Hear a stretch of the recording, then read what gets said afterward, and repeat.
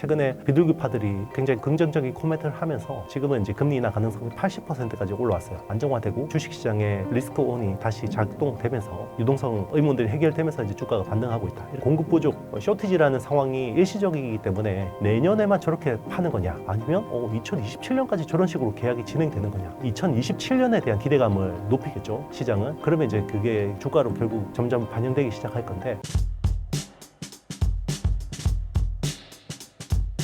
반갑습니다. IT의 신 이영수라는 유튜브 채널을 운영하고 있고요. AI 텐베거 투자의 작가이기도 합니다. 현재 삼성전자가 4분기까지 실적이 좋습니다. 지금 삼성 주가에 얼마 전 삼성과 엔비디아의 교류가 실제로 어느 정도 영향을 주었을까요? 엔비디아하고 이제 잘 되는 것도 지금 사실 주가에 긍정적이긴 한데, 본질적으로 보면 지금 삼성전자가 제일 비중이 큰, 반도체 사업에서 제일 비중이 큰 쪽이 범용 메모리거든요. 그래서 일반 DDR5, LPDDR5, 그리고 낸드 플래시 이런 쪽에 이제 지금 가격이 너무 좋은 상황이기 때문에 3분기도 굉장히 서프라이즈를 기록했고요. 그리고 이제 4분기부터 또 이제 가격 인상분이 본격적으로 반영이 되기 때문에 4분기도 실적을 굉장히 잘 나올 거라고 예상이 되고 있습니다. 그리고 적어도 지금 이 가격 상승 흐름이 내년까지는 꺾이지 않을 것 같다 라고 봐서, 일단 삼성전자, SK하이닉스, 마이크론, 메모리 3사 모두 내년 상반기까지는 굉장히 투자하기 좋은 시점이 아닌가 생각합니다. 삼성전자의 실제 주가 반응과 실적의 상관관계를 어떻게 보시나요? 반도체는요, 사실 굉장히 선행지표입니다. 그러니까 보통 시클리컬이라고 해서 경제가 좋은지 안 좋은지 보려면 제일 선행지표를 봐야 되거든요. 과거에는 전 세계 경제가 향후 어떻게 좋을지 안 좋을지 보려면 한국 경제를 봐야 됐고요.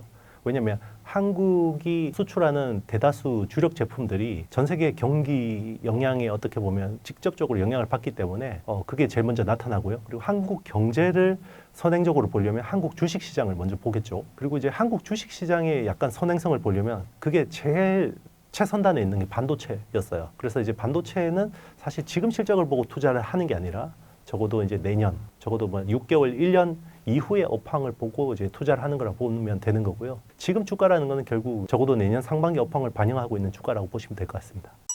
최근 52주 변동폭이 큰데 단기 변동성과 장기 실적 전망을 어떻게 균형 있게 판단하는 게 좋을까요? 주가를 결정하는 거는 두 가지 요소가 제일 중요합니다. 보통 EPS라고 해서 주당 순이익, 그러니까 실적이죠. 실적 곱하기 기대감이에요. 여기서 이제 중요한 거는 더하기가 아니라 곱하기라는 거죠. 그래서 실적 기대감이라는 거는 EPS를 통해서 확인이 될 수 있는 거고요.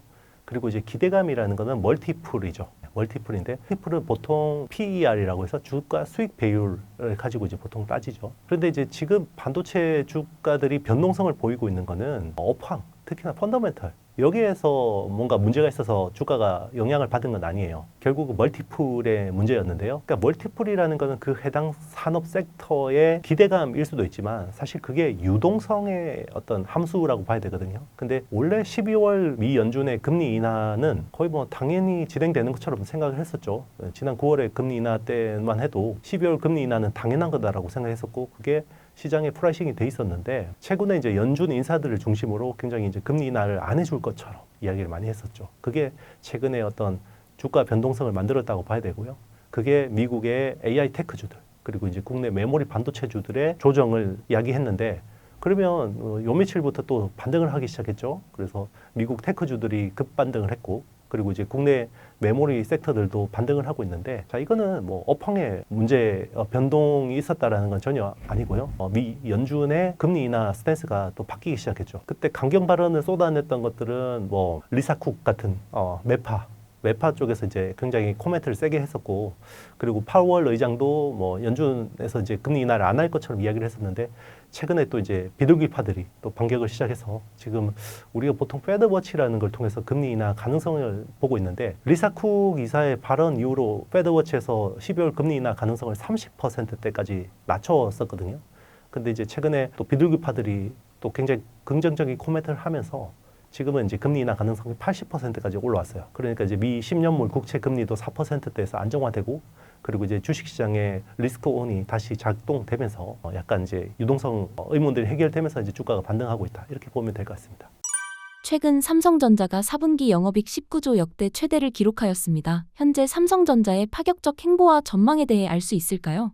지금 업황은 크게 걱정이 없는 것 같아요. 당장 올 연말 그리고 내년 실적이 좋을 거라는 것에 대해서는 큰 이제 의문이 없는데, 중요한 거는 지금 이제 메모리를 공급하는 회사가 세 개밖에 없잖아요. 삼성전자, SK 하이닉스, 마이크론, 이 3사가 이제 어떻게 보면 공급 우위를 가지고 있는 상황인데, 보통 이제 기존의 범용 메모리라는 거는 월 단위 아니면 분기 단위로 해서 고객사들하고 계속해서 가격 협상을 해야 돼요. 가격 협상을 해서 그 가격대로 어떻게 보면 굉장히 짧은 기간 동안 납품하라는 고정 거래 가격 기반으로 진행이 돼 있었는데, 이번에는 메모리 공급사들이 이 공급 우위를 힘을 지렛대를 활용해서 장기 계약을 맺으려고 하고 있어요. 그래서 내년에 반기 혹은 연 단위로 계약을 하려고 하고 있고, 실제로 지금 업계에서 나오는 이야기는 내년 물량은 계약이 됐다라고 이야기하거든요. 그러면 기존 계약 관행보다 훨씬 파는 쪽에 좋은 계약 시스템으로 바뀌는 거잖아요. 그러면 이게 이제 멀티플에 대한 기대감을 높일 수 있죠. 그래서 삼성전자는 뭐 당연히 EPS는 이제 좋아지는 거고, 이익의 질조차도 이제 좋아지고 있는 그림이다. 그래서 사실 지금은 우리 종합 반도체라고 하는 IDM이 굉장히 지금 좋은 분위기다라고 보고 있습니다. 메모리 계약 방식 변화로 인한 삼성 외의 메모리 3사 및 반도체 시장의 구조적 변화는 어떻게 될까요?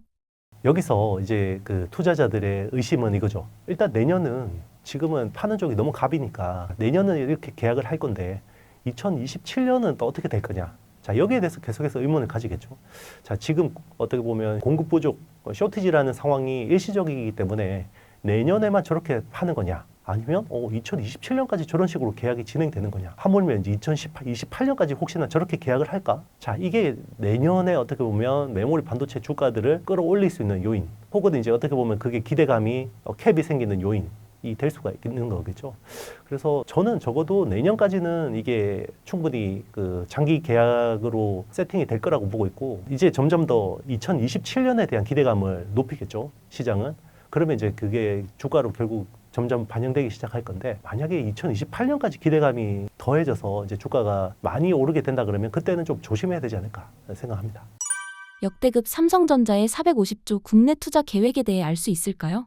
그렇죠. 이제 삼성 같은 경우는 지금 투자해야 될 게 너무 많아요. 일단 미국의 테일러라는 이제 텍사스 주의 테일러 팹을 거기에다가 이제 설비 투자를 해야 되죠. 왜냐하면 여기서 테슬라의 AI6 칩을 양산을 해야 되기 때문에. 그리고 이제 기존에 있는 오스틴 팹도 이제 구형 팹이긴 하지만 기존의 그 시스템 반도체 AP를 생산하던 라인을 이제 애플향 그 CMOS 이미지 센서 라인으로 전환을 해야 됩니다. 그러면 그런 쪽에 이제 전환 투자도 좀 필요하고요. 그리고 이제 메모리 같은 경우도 투자를 많이 해야 되죠. 이제 지금 평택 P4 지금 있는 팹들은 어느 정도 이제 설비를 채우는 게 윤곽이 나온 상황이고, 지금 P5라고 해서 훨씬 더 큰 복합 팹을 또 지어야 되기 때문에 거기 또 막대한 자금이 필요합니다. 그런데 이제 시장에서 우려하는 건 이거죠. 지금 업사이클은 사실 물량보다는 가격이 주도하는 사이클인데, 혹시나 공급량을 또 너무 늘리게 되면 또 가격이 떨어져서 이 업사이클이 끝나는 거 아니냐, 이런 우려를 많이 하고 있습니다. 그래서 일단은 그 표면적으로 450조 원이라는 금액을 제시를 한 거는 어떻게 보면 이제 지금 새 정부하고 뭔가 보조를 맞추기 위해서 약간 선물 주는 식으로 선언적인 어떤 이슈라고 생각하고 있고요. 결국 그 생산량이 늘어나는 캐파 투자에 대한 부분들은 지금 밖에서 보는 것보다는 굉장히 보수적으로 진행될 가능성이 높다고 생각해요. 이거는 또 SK 하이닉스도 마찬가지인 상황이라고 생각합니다. HBM 시장 경쟁 구도와 장기 전망에 대해 한 말씀 부탁드립니다. 일단 HBM은 내년까지는 SK 하이닉스가 60%의 마켓 쉐어를 가져갈 거라고 보고 있습니다. 그리고 시장 점유율도 60%지만 결국 HBM을 통해서 이익을 상당 부분 거두는 회사는 결국 SK 하이닉스일 거라고 보고 있습니다. 그래서 고부가, 그리고 이제 마진이 높은 쪽은 하이닉스가 독점을 하고, 그리고 이제 삼성전자와 마이크론이 이쪽 시장에 진입을 본격적으로 하긴 할 텐데, 아마 그 회사들은 하이닉스 수준의 높은 마진을 좀 거두기는 어려울 거라고 봐요. 왜냐하면 일단 하이닉스보다는 가격을 깎아서 들어와야 되고, 그리고 이제 규모의 경제에서도 하이닉스 대비해서 밀리잖아요. 그렇지만 마이크론하고 삼성전자도 나쁠 게 없는 게, 얘들은 기존의 범용 메모리 그쪽이 워낙 지금 업황이 좋기 때문에 적어도 뭐 그쪽에서 50%, 뭐 좀 더 많이 보면 60%까지 마진 충분히 거둘 수 있기 때문에 HBM은 적어도 내년까지는 SK 하이닉스 주도로 가고 이익도 하이닉스 쪽으로 가지만 나머지 두 회사도 나쁘지 않다, 이렇게 봐주시면 좋을 것 같습니다. HBM4 전환과 범용 메모리 판매 간 삼성전자의 딜레마가 있을까요? 그렇죠. 사실 삼성전자는 지금 그냥 가만히 있으면 돈을 많이 버는 구조거든요. 왜냐하면 범용 메모리 가격이 워낙 좋고 여기서 진짜 50% 이익을 낼 수 있어요. 그런데 이제 미래를 위해서는 결국 HBM으로 전환을 해야 되죠. 그런데 기존 범용 라인을 HBM으로 전환하게 되면 기대 이익은 좀 떨어질 수 있어요. 왜냐하면 미래를 위한 투자이기 때문에 그런데요. 그러면 이런 아이런 그 딜레마 상황이죠. 미래의 어떤 성장성을 위해서 당장의 이익을 포기해야 되는 이런 구조로 가게 되는데요. 마이크론 같은 회사들은 미국 기업이고 철저한 주주자본주의로 운영이 되는 회사이기 때문에 아마 쉽지 않을 겁니다. 그래서 HBM에 대해서 약간 속도 조절을 하는 분위기 같고요. 그런데 이제 삼성전자 같은 경우는 아무래도 우리나라의 독특한 지배 구조가 있잖아요. 재벌 체제, 소수의 지분으로 회사를 어떻게 끌고 가고, 그리고 단기 실적보다는 뭔가 중장기 성장을 위해서 당장의 이익을 좀 포기할 수 있는 여지들도 있거든요. 그래서 삼성이 이제 어떻게 의사 결정을 할지, 이게 이제 어떻게 보면 내년 주가에도 매우 중요한 변수가 될 것 같습니다. AI 버블론에 대해서 어떻게 생각하시나요? 이 산업이 버블입니까? 아니면 AI 주식이 버블입니까? 이거에 따라서 좀 다를 수 있는데요. 제가 반도체라는 거는 결국 그 선행성을 띈다고 했잖아요. 특히 반도체 주식은. 그렇기 때문에 지금 AI 산업으로 보면 버블이라고 할 수는 없습니다. 왜냐하면 수요가 너무 지금 넘치고 있는 상황이고요. 오히려 계속해서 공급이 부족한 상황이기 때문에 이게 뭐 버블이라고 말할 수는 없죠. 그렇지만 이 주가들은 사실 그 내년, 내후년, 심지어는 3년 뒤의 미래까지 어느 정도 프라이싱을 하고 있기 때문에 단기적인 버블일 수는 있어요. 그런데 최근에 또 주가가 예쁘게 빠졌잖아요. 뭐 AI 테크 섹터들도 주가가 빠졌고, 그리고 이제 우리 메모리 반도체들도 주가가 빠졌기 때문에 뭐 지금 뭐 주식들, 그리고 이제 메모리 주식들이 버블의 영역이다. 전혀 동의할 수 없고요. 지금은 그냥 내년에 대한 이익 전망으로도 충분히 지금 주가가 설명되는 구간인데, 그런데 이제 저는 더 내년 상반기까지는 주가가 계속해서 올라갈 거라고 보는 쪽이기 때문에 이제는 버블로 진입하는 영역이 아닐까 생각해요. 그래서 저는 버블로 들어가는 초입이 올 연말, 내년 초가 아닐까 생각합니다. AI 투자의 핵심인 HBM의 정의와 쓰임새는 무엇인가요? 아주 쉽게 제가 설명을 한번 드려볼게요. 기존에 우리 컴퓨터라는 거는 다 CPU 기반의 구조를 가지고 있어요. 아키텍처 구조를 가지고 있는데, CPU를 뭐라고 생각하냐면 연구소가 있어요. 연구소가 있는데 여기에 석박사급 아주 뛰어나신 분들이 한 3-4분이 계십니다. 자, 그분들한테 뭐 미분, 적분, 뭐 엄청나게 어려운 문제를 던져줘도 이분들은 탁탁 해내요. 그런데 한 번에 한 문제씩 풀고 순차적으로 해결을 합니다. 그게 이제 CPU 기반의 컴퓨팅 구조예요. 그러면 그 박사님들한테 누군가 시험지를 갖다 줘야겠죠. 문제 풀으라고. 자, 그러면 그 옆에, 연구소 옆에다가 대기실을 갖다 놔요. 시험지를 쌓아놓는 대기실. 그게 D램입니다. D램이고요. 요게 이제 CPU 구조라고 보시면 돼요. 그래서 연구실은 CPU, 그리고 그 옆에 D램을 갖다 놓습니다. 그런데 이제 우리 AI라고 하는 연산은 GPU 기반이에요. 그러니까 병렬로 하는 거예요. AI라는 거는 굉장히 그 연산량은 많아요. 양은 많은데 미분, 적분처럼 엄청나게 어려운 문제를 풀 필요는 없습니다. 그냥 덧셈, 뺄셈, 곱셈, 나눗셈. 자, 이 정도만 하면 돼요. 그러면 한 중학생 정도만 있어도 풀잖아요. 자, 그러면 중학생들을 강당에다가 한 10만 명 모아놔요. 얘들한테 시험지 주면서 자, 덧셈, 뺄셈, 곱셈, 나눗셈 하라고 하는 거죠. 자, 그러면 연산량은 엄청나죠. 근데 고급 연산은 아니에요. 자, 그러면 제가 그 전에 CPU라고 할 때 뭐라 그랬죠? 옆에 D램이라는 대기실에서 시험지를 갖다 주잖아요. 그러면 강당에다가 시험지를 대량으로 갖다 주려면 어떻게 돼요? 그냥 D램 이거 하나 갖다 놓으면 안 되잖아요. 그래서 시험지를 대량으로 막 10만 장씩 갖다 줘야 돼요. 그러면 나르는 사람들도 많아야 되고, 그리고 시험지를 보관하는 데도 많아야 되죠. 그래서 어떻게 돼요? D램을 아파트처럼 수직으로 쌓아서, 자, 거기에 대기실을 굉장히 밀도 있게 만들어 놓는 겁니다. 그리고 D램 아파트하고 길도 굉장히 넓혀놔야 되겠죠. 그게 이제 밴드위스라는 건데요. 그러니까 밴드위스를 넓혀 놓는다는 거는 두 GPU하고 HBM 사이에 길을 굉장히 넓혀놨다. 이렇게 보시면 되거든요. 그래서 시험지를 한 번에, 그러니까 대량의 데이터를 한 방에 보내주려면 GPU한테 아주 밴드위스가 크고 용량이 큰 메모리가 필요한데, 그게 D램 아파트, 하이 밴드위스 메모리 D램 아파트라고 생각하시면 됩니다. HBM 생태계에서 주목할 만한 최대 수혜주 2곳이 있다는 게 사실인가요? AI 혁명이 시작되고 나서 국내에서 제일 그래도 주목받은 회사는 SK 하이닉스입니다. 그래서 2022년 11월에 챗GPT라는 게 공개되고 그때부터 AI 혁명이 시작됐잖아요. 그러면서 삼각동맹이라는 게 떴어요. 그래서 엔비디아, 그리고 대만의 TSMC, 그리고 HBM을 독점적으로 납품하는 SK 하이닉스. 자, 삼각동맹이 떴는데 SK 하이닉스의 HBM을 만들려고 하다 보니까 제가 이거 D램 아파트라고 했잖아요. D램 아파트에는 초고속 엘리베이터가 들어가야 돼요. 엘리베이터가. 그러면 수직으로 이동을 해야 되잖아요. 데이터들이. 고속 엘리베이터를 만들려면 D램에다가 미세한 구멍을 뚫어야 돼요. 그게 TSV라고 합니다. 스루 실리콘 비아라고 해서 구멍을 뚫었어요. 거기에 구리를 채웁니다. 그리고 그 구멍들을 정확하게 얼라인먼트를 해서 딱 그냥 엘리베이터처럼 만드는 거죠. 그러면 TSV를 구멍을 뚫는 거하고 이걸 이제 붙이는 거. 그러니까 층간 붙여야 되잖아요. 칩하고 칩을 붙여야 되잖아요. 그게 TC 본딩이라고 해서 Thermal Compression 본딩이라고 하는데 여기를 독점을 한 거예요. 누가? 한미 반도체가. 그래서 그때 이후로 회사가 대박이 났죠. 그래서 사실 주가가 20배, 30배가 올랐습니다. 그래서 한미 반도체가 AI 혁명에서는 소부장 중에 완전 대장주가 됐고요. 한미 반도체 못지않게 또 슈퍼스타가 된 회사가 있는데 그게 이수 페타시스예요. 근데 이제 AI 서버라는 거는 굉장히 많은 연산들이 왔다 갔다 하기 때문에 기존 보드, PCB라고 하죠. 기존 마더보드보다 훨씬 더 정밀해야 되고 그리고 훨씬 층수가 높은 기판들이 필요해요. 근데 중국이 사실 이쪽 기술이 없진 않거든요. 근데 이 AI 혁명하고 시작되면서 미국하고 중국하고 패권 전쟁이 붙었잖아요. 그리고 이제 화웨이 칩에 스파이웨어가 있다라고 해서 막 이런 이슈들이 있었지 않습니까? 몰래 정보 빼내고. 그러니까 이제 중국산을 다 배제를 하니까 전 세계에서 중국산 PCB를 배제하니까 쓸만한 데가 별로 없는 거죠. 근데 이수 페타시스가 여기서 AI 서버 쪽에서 대박이 난 겁니다. 그래서 페타시스가 그때 이후로도 지금까지 계속해서 좋은 퍼포먼스를 내고 있고 그리고 최근 AI라는 게 칩을 한 개 쓰는 게 아니라 수십만 장을 연결해서 쓰죠. 그리고 칩도 수십만 개 연결하고 그리고 서버도 수만 개를 연결해서 쓰고 이제는 데이터 센터 간에도 이제 가상의 어떤 통합을 해서 쓰죠. 이거를 약간 어려운 말로 칩을 여러 개 연결해서 쓰는 걸 스케일 업이라고 하고요. 그리고 서버를 여러 개를 마치 연결해서 한 개처럼 쓰는 거를 스케일 아웃이라고 합니다. 그리고 이제 데이터 센터끼리 막 이렇게 막 가상의 그걸로 연결해서 마치 하나의 컴퓨팅 파워처럼 구현하는 게 스케일 어크로스라고 하는데요.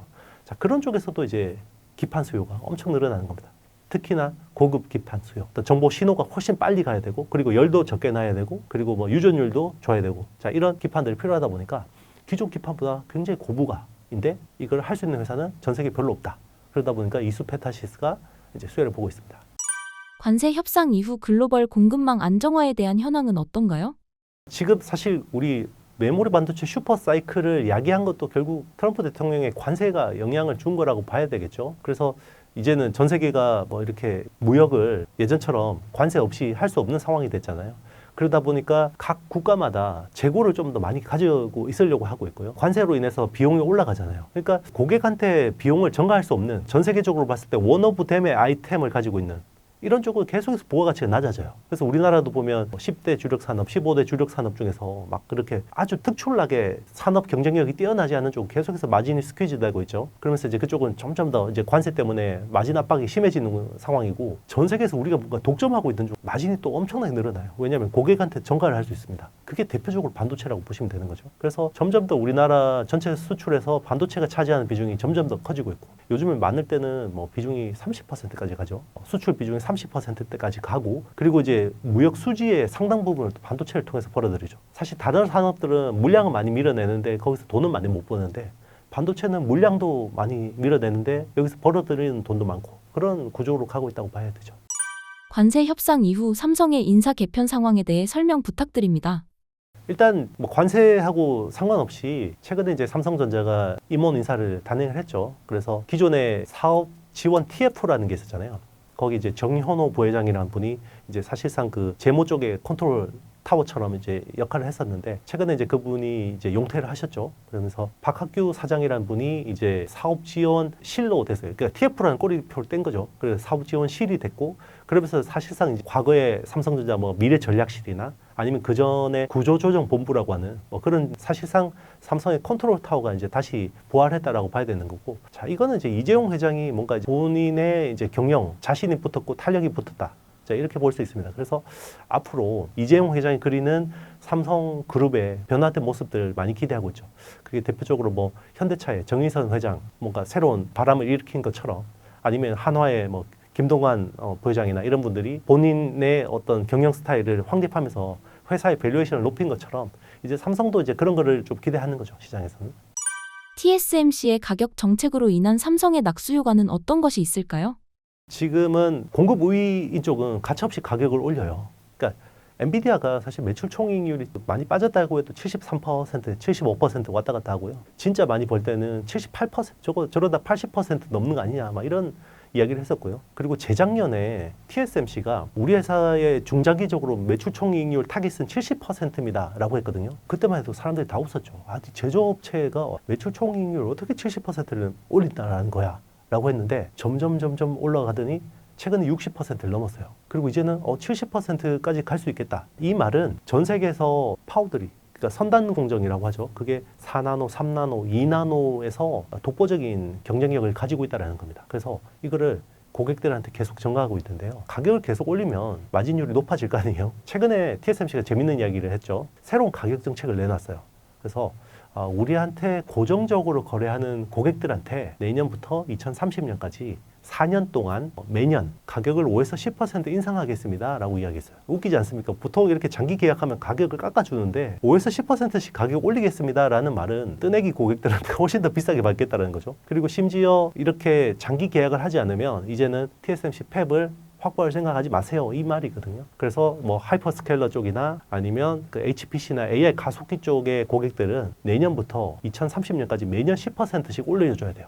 TSMC한테 가격을. 그리고 모바일 AP 쪽은 5%씩 매년 가격을 올려줘야 되고요. 그리고 이제 CPU 같은 설계하는 회사들은 7%씩 올려줘야 됩니다. 뻔히 보이죠. 와, TSMC가 이제 앞으로 굉장히 이제 마진율이 더 올라갈 수밖에 없겠구나라는 거죠. 자, 그러면 여기서 조용하게 씩 웃고 있는 회사가 있죠. 삼성 파운드리. 그동안 삼성 파운드리는 TSMC하고 이제 기술 경쟁이 안 되니까 계속해서 라인들이 놀았어요. 설비는 냈는데 고객이 없어가지고 팹을 못 돌리고 있었는데, 자, 이게 그러면 가격 정책이 너무 사악하지 않습니까? TSMC 고객들 입장에서는. 그러니까 그동안에는 TSMC가 워낙 칩을 잘 뽑아내고 안정적이고 하니까 그래, 아유 갑질이지만 그래도 쓰자라고 하던 고객들이 이제 일부 삼성 파운드리 쪽으로 이제 발길을 돌리는 거고요. 그리고 이제 여기서 또 삼성 파운드리가 스스로 노력해서 뭔가 혁신을 한 것도 있어요. 3나노 게이트 올라라운드 공정만 해도 생산 수율도 불안정하고 성능도 불안정하고 이런 부분들이 있었는데, 이번에 2나노 공정 같은 경우는 생산 수율이나 성능이나 이런 부분에서 훨씬 많이 좋아졌어요. 물론 뭐 TSMC하고 당장 직접적으로 경쟁하기에는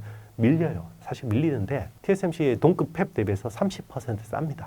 네, 삼성 파운드리가. 그러니까 고객들이 점점 더 오고 있고, 삼성 파운드리는 사실 30% 깎아줘도 적자 내는 것보다는 고객 받는 게 낫기 때문에 어쨌든 기회다 이렇게 보고 있습니다. 현재 시장에서의 투자 조언을 들을 수 있을까요? 계속해서 그 반도체 섹터 쪽에 투자하시는 분이라면 지금 당장은 IDM, 그러니까 종합 반도체 회사들을 보시는 게 맞다고 생각합니다. 그래서 메모리 3사 다 유망하게 보고 있고요. KINX, 삼성전자, 마이크론 다 앞으로 더 업사이드가 있다고 생각하고 있고요. 그리고 최근에 이제 미국 빅테크 주식들도 최근에 이제 조정을 좀 받았기 때문에 여러분들이 영상을 보시는 이 시점에서는 좀 충분히 매력이 있지 않을까, 저가 매수의 매력이 있지 않을까 생각합니다. 그리고 이제 저는 이게 어느 정도 진행이 되다가 12월이나 이제 내년 1월부터는 시장 색깔이 한번 바뀔 가능성도 있다라고 보는데, 기존처럼 계속해서 대형 주도주들을 중심으로 가다가 중소형주 쪽으로 한번 흐름이 올 수도 있겠다 이런 기대를 가지고 있습니다. 그럴 경우에는 이제 반도체 소부장주들 중에서 약간 끼가 있는 회사들 좀 잘 선별해서 투자하신다 그러면 올해 연말 그리고 내년 상반기까지 좋은 성과를 낼 수 있지 않을까 생각합니다.